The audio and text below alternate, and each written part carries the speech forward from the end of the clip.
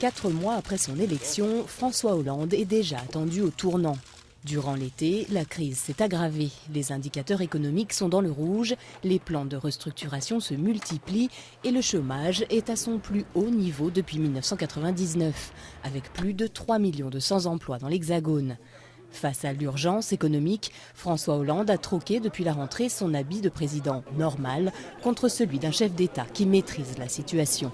Ma mission de président de la République, c'est de conduire notre pays pour qu'il fasse des choix dans le bon ordre, dans le bon rythme et dans la bonne direction.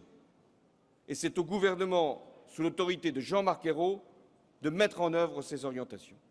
En attendant l'arrivée des réformes, l'opinion s'impatiente et la cote de popularité du président est en chute libre. Même nervosité du côté des médias, avec ces derniers jours des unes particulièrement virulentes sur l'exécutif.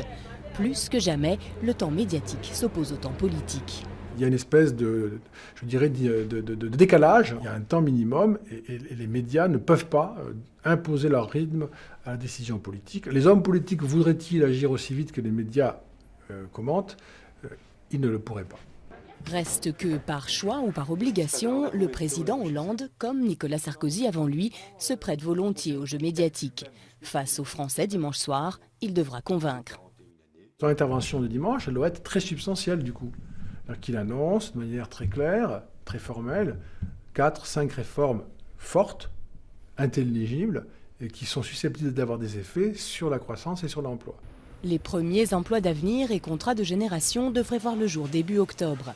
D'ici là, les négociations entre syndicats et patronat sur la réforme du marché du travail auront commencé. De quoi le chef de l'État l'espère éviter un automne de manifestations.